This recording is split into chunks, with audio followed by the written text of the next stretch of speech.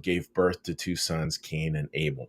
So we're taking a look today at these sons. We're going to be looking at these guys for probably next week and a half or so, because there's all kinds of fascinating parts to it that are about our own lives and about how we develop and how we grow. So we're picking up here. This is Genesis 4. Genesis 4, verse 3. So she had two sons, Cain and Abel. In the process of time, it came to pass that Cain brought an offering of the fruit of the ground to the Lord. Now, Cain, the firstborn, pictures our intellectual side. Like, first, we have to know stuff. It's just basic core knowledge. And where we get off track is we rapidly forget, and this is just part of the human condition. We rapidly forget that our intellect is just as let me back up. Not because I shouldn't say just. Our intellect is there to help us move towards faith. And our intellect is to help us understand faith more and more, and to understand love more and more, and to be more and more effectively loving. I think about, any number of people who've done amazing things, amazing service projects out there in the world, like Paul Farmer down in Haiti, passed last year. But he did amazing stuff, and he did it because he had like the intellectual side and the love side coming together, but he had to learn it first before he could actually serve, and it actually helped him to serve better when he became a doctor. That's the appropriate use. And the challenge becomes, and you'll see this rapidly, and there's Manuel Swedenborg starts to make allusions to it here, is kind of that intellectual side. We bring our offerings, and we feel like these offerings are terrific, and they are in many ways. And then they rapidly get off base. And this one really brought a smile to me this week. So I was listening to NPR, and they had someone on there talking about this how young people, like little kids, like he was the study they did was second or third graders, and they were looking at what percentage of their conversation deals with quote unquote justice. And it was a frighteningly large percent. Like, it is all about the rules, who's obeying them and who's breaking them. And it was just too funny. I'd never had thought about that, never had realized that little kids, so much of their conversation. But, as soon as he started giving examples, I thought, oh yeah, I could see that.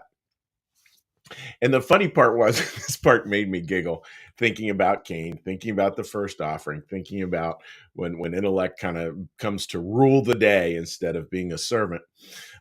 This one teacher had something called the tattle phone, where students could get on the phone and they could tattle on other people, because she was trying to cut down on tattling. And they actually played some of these tattles that students had made. And I thought, oh my goodness, like, that is so funny. And it's exactly how we act, right? It's exactly how human beings act. Again, I am immersed in the world of religion and faith in many ways. And, being in my profession. And it is funny how much we enjoy the tattle phone. Like, even as adults, we love to take our faith, and we love to kind of use it to, make sure everybody knows who's right, who's wrong, who's in, who's out, who's done this, who's done that. And we are always on that tattle phone. Can you believe that? Blah, blah, blah, blah. And there just isn't much. I mean, Swedenborg's really clear about it. There's not much there. It just doesn't work. Reading through this morning with Rachel Held Evans, who will be doing a book club soon on her summer book read. And she said, that the amazing part about the gospel, listen to this, friends. Let's listen to this. Let's all get a big breath here and listen to this. The amazing part of the gospel is not who it keeps out, but who it lets in. Oh, so good. Not who it keeps out, but who it lets in. There's not a tattle phone there, I think, when the gospel is properly understood, to tell everybody the ways they're doing it wrong because we somehow have the corner on religious knowledge. Instead of the tattle phone, you have the come on over phone.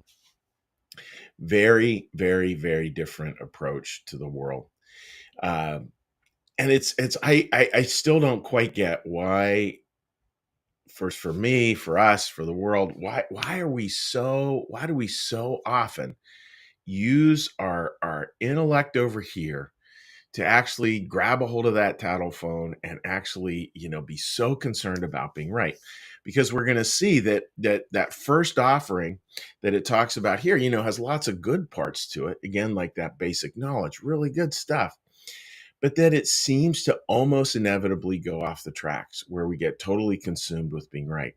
And folks, like you may be totally non-judgmental. You may be one of those people who can really not judge other people, and that's terrific. Aren't that many of you out there? And I think another part too is I think some people who think they're not being judgmental, they may be, I can fall into this, they can be very judgmental about people who are judgmental. Like there's all kinds of little nuances here as well. And I think we need to keep on coming back that what's the point of knowledge? What's the point of what we learn?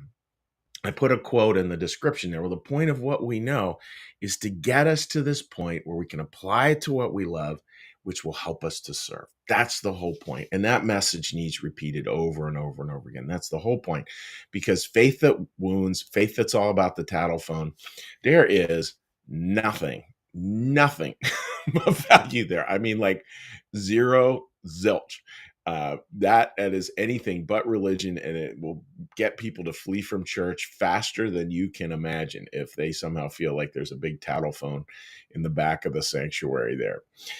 So that's my thought for today, folks. So just let's have a day just remembering that point that that the real amazing part of the gospel is not who it keeps out, but who it lets in. And maybe the same should be of our lives, and again, that's not a call to not be prudent. There are clearly times I have people in my life who I just, they have to be at a distance. They have to be at a distance. They have to be at the other side of a really clear boundary. And yet I think we still have to have the overall, as Miroslav Volf put it, a willingness to embrace. How big can we make our circle, not how small. So that's my thought for today, folks. I hope that makes fun. I hope you had fun. I hope you had fun listening about the tattle phone because that makes me giggle. So we'll be working that into a sermon. All right, friends. Well, what we're going to do now is we're going to do a little meditation.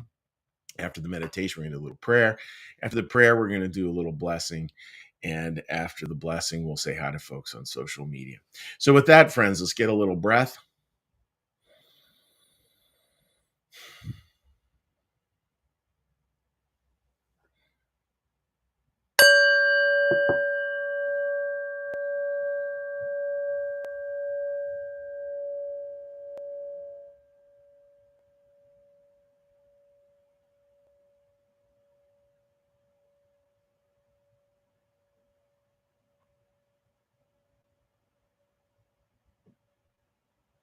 Be still and know that I am God.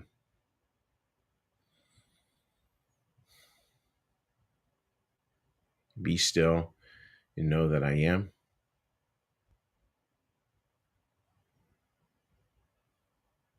Be still and know that I.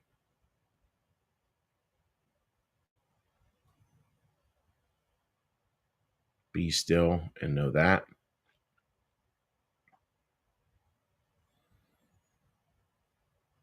Be still and know.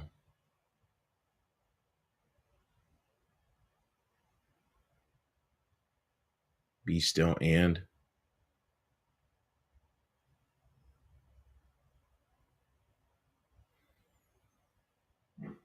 Be still.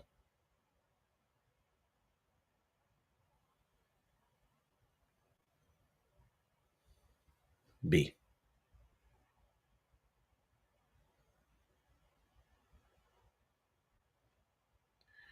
Our Father, who art in the heavens, hallowed be thy name. Thy kingdom come, thy will be done, as in heaven, so upon the earth. Give us this day our daily bread, and forgive us our debts, as we also forgive our debtors. And lead us not into temptation, but deliver us from evil. For thine is the kingdom, and the power, and the glory forever. Amen.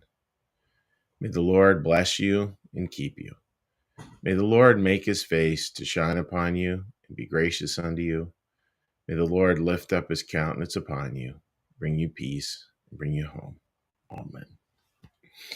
All right, my dearest friends. So let's take a look at some social media stuff here. And again, I hope you all had just a simply wonderful weekend. I know I certainly did. And all right, take a quick look here. And again, if you're interested in signing up for that book club, it's we'll send you the book for free. Rachel Held Evans, who sadly passed away a few years ago, amazing author and totally worthwhile. If you like, I like Christianity that's kind of mixed with a little bit of humor in it, because I think Jesus was pretty funny, and she very much mirrors that, and well worthwhile to read. And I certainly hope you get a chance to get a chance to join us if you'd like. It is a lot of fun. All right, let's take a look at what people have to say here. All right, Patricia, great to see you joining us this morning. And Brad, great to see you joining us as well. Love to see that little heart there. Sherry, good morning. Double birthday for our family today. Bill's equal to 80. Carrie is equal to 49, and it's so hot. It's a little humid here too. And like, Sherry, doesn't that sort of like blow your mind when we have, I don't know, like I continually get shocked at how old our kids end up becoming. Linda, spot on, Linda. Inclusion, not exclusion. Being right versus caring about the relationship is definitely worth considering. I need to remind myself of this prayerfully, and I think right. I think there are a number of spiritual messages. It's interesting, we preach on again and again and again, and I know for me, every time I hear, it's like, oh yeah, I need to remember that, because we so quickly, so quickly flip away from it. Marcus writes, good morning, and good morning to you, buddy. Yeah, Marcus, trying to teach my 10-year-old to be kind first, not right. That is a lifetime, right? And it was just interesting, this guy saying that there was something about and I'm using, obviously, like, kids are not immature. They are where they are, and that's just part of their life. So I'm not using the word immature here with a value attached to it. It's just there is a certain immaturity, right, with little kids, that it is all about justice and it is all about the rules. And thank goodness we get to move beyond that. Melissa, good morning to you, my friend, and I hope you're doing well and had a great weekend. Kim, yeah, morning. All, love the tattle phone. Was too funny, and to hear what these kids were complaining about, just too much, too much, too much. Uh, Britt, hello from Ireland. Oh, isn't that fun? So we actually have some folks from Ireland who join us, which is super fun. And Marcus, Searching for Sunday. And that's the name of the book, folks. It's Rachel Held Evans' book, Searching for Sunday. Way good read that I certainly hope you get a chance to take a look at. So, friends, whether you're joining us from overseas or from the West Coast or from down south or from up north or from Philadelphia or from where I am today out in the Lancaster area of Pennsylvania, we wish you all the best. God bless, and we will see you tomorrow. Bye-bye.